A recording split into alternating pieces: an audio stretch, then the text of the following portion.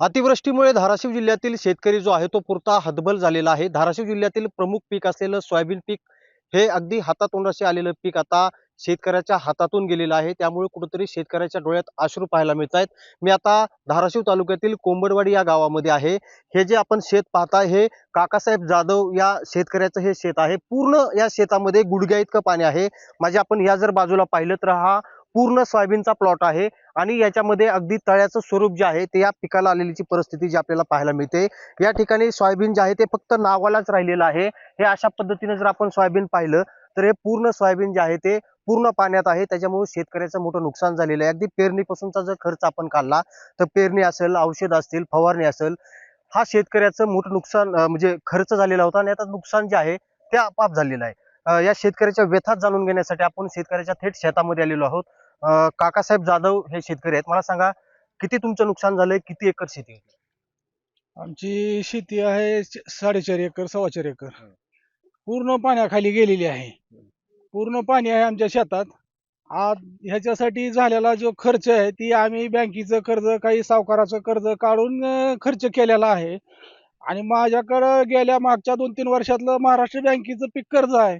त्यासाठी माझं खातं सुद्धा बँकेनं बंद केलेलं आहे। त्याच्यामुळं आमच्यावर एवढे उपासमाराची वेळ आलेली आहे, काय सांगायचं साहेब तुम्हाला। मला पुढे याच्या बोलू सुद्धा वाटत नाही, इतकं आमची बेकार परिस्थिती झालेली आहे। आणि हे निर्लज्ज सरकार आम्हाला काही सुद्धा मदत देत नाही। आज काल बाजार करायचा म्हणलं तरी बँकेनं आमचं पैसे अडवलेले आहेत, खातं बंद केलेलं आहे, पीक कर्ज माफ नाही। आमच्या ह्या शेतात आता ही काढायची सुद्धा आमची अवकात राहिलेली नाही। काय आम्ही करावं? ह्या शासनानं थोडं तरी आमच्या गरीब शेतकऱ्याकडे, छोट्या मोठ्या शेतकऱ्याकडे लक्ष देण्याची गरज आहे। आता हे आम्ही काढायचं तरी कसं आणि या वर्षभर भागवायचं कसं, ह्याच्यासाठी शासनानं आम्हाला त्वरित मदत करायला पाहिजे। ही अशी आमची शेतकऱ्याच्या कळकळीची डोळ्यामध्ये विनंती आहे। अक्षरशः अश्रू आहेत। गावातील इतर देखील शेतकरी आपल्या सोबत आहेत। मला सांगा, किती तुमच्या गावात नुकसान झालंय, कसं, किती, कुठल्या पिकाचं नुकसान झालं? आमच्या गावामध्ये साधारणतः संपूर्ण आमच्या गावाचं 523 हेक्टर क्षेत्र आहे आणि या 523 हेक्टरपैकी जवळपास 450 हेक्टरवरती सोयाबीन हे मुख्य पीक आहे।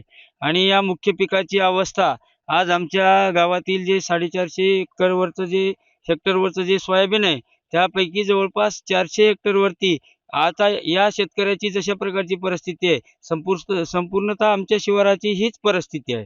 आणि त्याच्यामुळं आमच्या गावातील सर्व शेतकरी त्रस्त झालेले आहेत, हतबल झालेले आहेत। आणि आता सरकार मायबाप काहीतरी मदत करतील या विवंचनेमध्ये संपूर्ण शेतकरी या ठिकाणी गावातील सध्याच्याला आहे। मुख्यमंत्र्यांकडे काय मागणी असणार?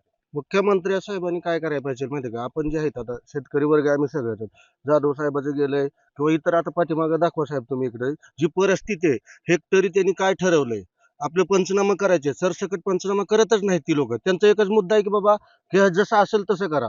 कालच उद्धव साहेबांनी सांगितलं की सरसकट करा आणि काहीतरी मोबदला द्या। तर ही नपुसक सरकार आहे, 2 बायका आणि 1 नवरा। ही आमचे नेते, आमचे जवळचे लोक नेते आहेत, कुठले खासदार असतील, आमदार असतील, त्यांचे अतूट प्रयत्न आहेत। पण हे आताचं जे नुकसान आहे, आता शेतकरी आहेत इतकं हातबल झालेत की आत्महत्येशिवाय पर्याय राहत नाही। बारकी लेकरं येतील, लहान सगळ्या विषयाचा जर विचार केला, पैशानं हातात झाले 1300चं पोतं 1700ला केलं खताचं, बॅगा घेतल्या आपण 2,500-3 हजार रुपये एकरी। हे विचार जर केला तर 35,000 रुपये एकरचा खर्च आहे आमचा। आता समजा 4 एकरचा 1,20,000 ते 30,000 खर्च आहे आणि सरकार झोपलेलं आहे। सरकारनं जागा व्हायला पाहिजे, समाजाकडे लक्ष द्यायला पाहिजे। शेतकरी जर जिवंत राहिला तर सगळं समाज जिवंत आहे। लक्षात आलं का तुमच्या? मागणी काय असणार आहे तुमची? सांग की मागणी काय असेल ती बोलून टाकायचं आपल्याला। मोठ्या प्रमाणावर नुकसान झाले, काय मागणी असणार? नाही बोलायचं। जर आपण पाहिलं तर अगदी शेतकरी पूर्णतः हताश झालेला आपल्याला पाहायला मिळतोय। पूर्ण सोयाबीन पीक जे आहे ते पाण्याखाली गेलेलं आहे।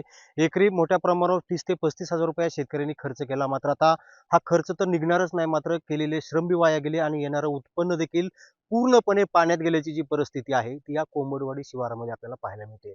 त्यामुळं कुठेतरी शेतकऱ्यांना सरकारने भरीव मदत करावी अशी मागणी जी आहे ती या गावातील शेतकरी करताना पाहायला मिळत आहेत। बालाजी सुरवसे, साम टीव्ही, धाराशिव। आता isakal.com आहे देशातील नंबर 1 ची मराठी न्यूज वेबसाईट। प्रत्येक अपडेटसाठी isakal.com ला नक्की भेट द्या।